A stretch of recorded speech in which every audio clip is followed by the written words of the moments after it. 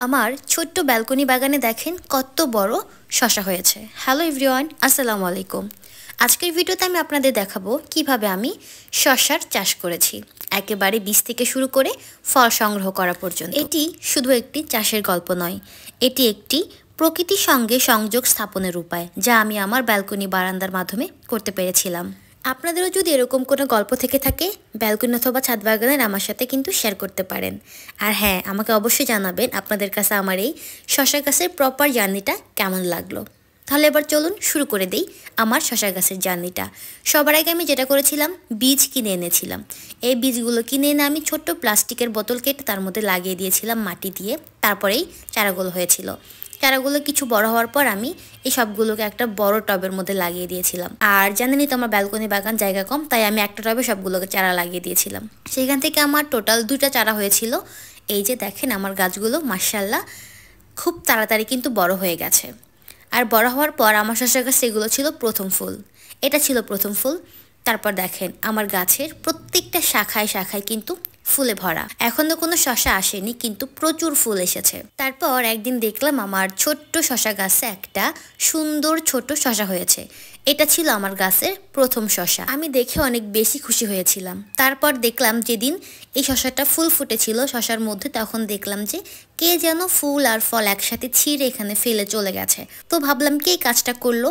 তারপর দেখলাম কিউট চোর আর চুন্নি আসছে আমার ব্যালকনি বাগানে মেহমান হয়ে। তারা এসে আমার এই ফুল ফল একসাথে ছিঁড়ে খেয়ে চলে গেছে। এই কিউট বুলবুলি পাখিগুলো এগুলো খাওয়ার পর আমার গাছে আগের থেকে অনেক বেশি ফুল ফল এসেছিল। শসা গাছ কিন্তু অনেক তাড়াতাড়ি বড় হয় আর ফলও খুব তাড়াতাড়ি বড় হয়ে যায়। আমি একটা বড় টবের মধ্যে সবগুলো গাছ লাগিয়েছিলাম।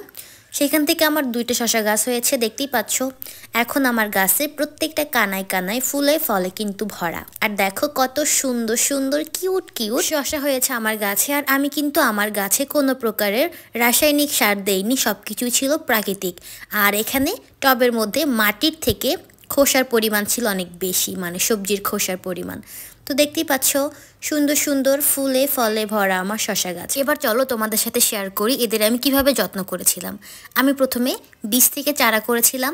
এই চারাগুলোতে আমি অল্প অল্প করে প্রতিদিন সকালবেলা পানি দিয়েছিলাম।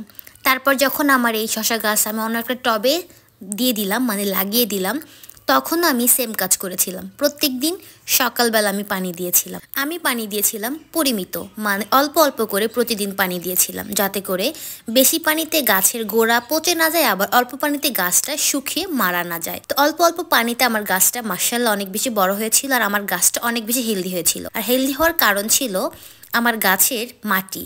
আমি মাটি প্রস্তুত করেছিলাম সবজির খোসা দিয়ে। আমি 1 লেয়ার মাটি দিয়েছিলাম টবের মধ্যে, তারপর অনেকগুলো সবজির খোসা দিয়েছিলাম, মানে সব রকমের সবজির খোসা, পেঁয়াজ, আলু, তারপরে ডিমের খোসা, অনেক কিছু দিয়েছিলাম। তার উপরে আবার হালকা করে 1 লেয়ার মাটি দিয়েছিলাম। সেই মাটির মধ্যে আমি মূলত শশা গাছের চারা লাগিয়ে দিয়েছিলাম। তারপর সেখান থেকে আমার এই চারাগুলো খুব তাড়াতাড়ি বড় হয়ে গেল, একটা গাছে পরিণত হলো আর অনেক বেশি হেলদি হলো। তারপর দেখতে পাচ্ছ আমার গাছে শশা এসেছে। এটা ছিল সেই শুভক্ষণ যেদিন আমি আমার শশা গাছ থেকে প্রথমবারের মতো শশা হারভেস্ট করি।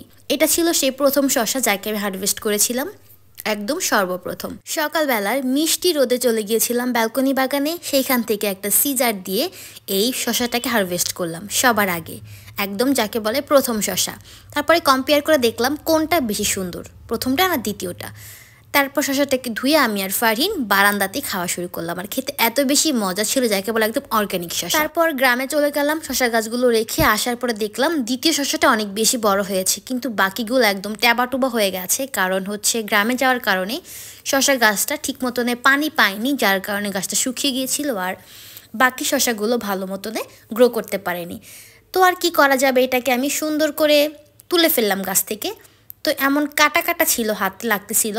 তারপর এটাকে তুলে ফেললাম। দেখো কত বড় হয়েছে আমার এই শশাটা।